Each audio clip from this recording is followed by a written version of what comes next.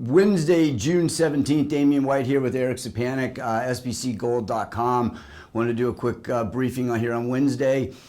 One thing that's come up quite a bit recently, we've seen a lot of searches popping up on Google AdWord trends, on our internal search engines. Something that's just come to the top of the people, our customers' mindset tends to be confiscation of gold recently, which is something that hadn't really come up very much in the prior years with good economies and things like that. So, Eric, could you give us a little bit of history on how this happened? I know there's a precedent, but why is this coming up to people's minds, and why did the government originally institute confiscation of gold?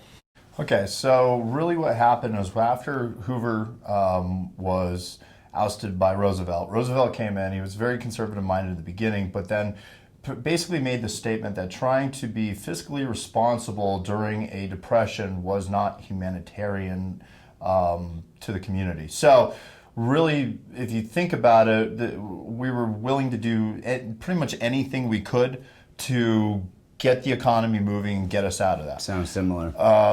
Exactly. So what we did is we confiscated gold and moved the price from $20 an ounce to $35 an ounce, which basically made a quantitative easing 1.0 type of scenario. This was the first step that we did to start to expand our money supply and give us more leverage, not based off of what our actual gold holdings were. So it really changed the overall structure of our entire economy, and not with a heck of a lot of backlash or legislation that went into it. I mean, it really just happened overnight, and it was something that really was just kind of a takeover without a lot of backlash.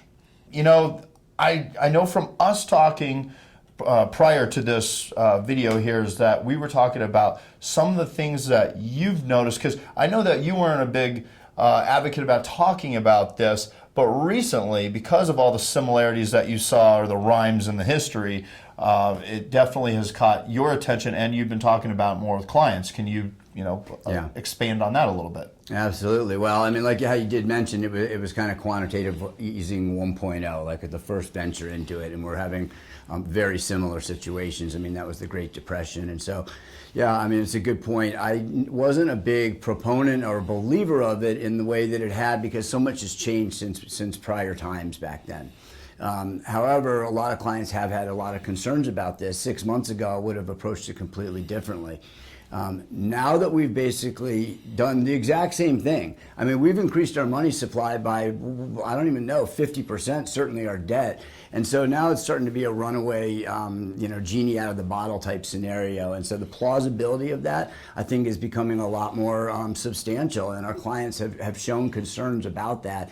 And the gold bullion market, as you know, actually has enough zeros in the market to be trillions, so it could actually move the needle for something if the U.S. government were to do something like that. So it's on top of everybody's minds, and it is a plausible concern. So I think it's something that everyone needs to at least address and take it for face value at this point.